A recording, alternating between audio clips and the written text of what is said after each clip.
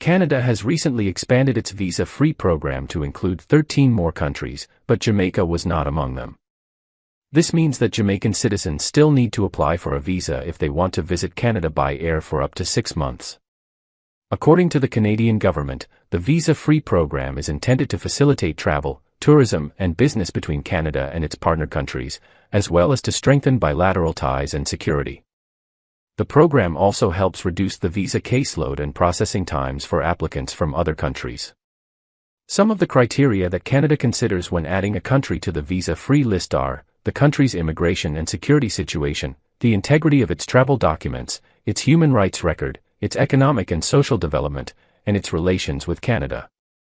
Jamaica is one of Canada's long-standing partners in the Caribbean region, with close historical, cultural, and people-to-people links. However, Jamaica also faces some challenges such as high crime rates, corruption, poverty, and inequality. These factors may have influenced Canada's decision to exclude Jamaica from the visa-free program at this time. It is not clear if or when Canada will reconsider Jamaica's eligibility for the visa-free program. In the meantime, Jamaican travelers who wish to visit Canada can apply for a visitor visa online or at a visa application center.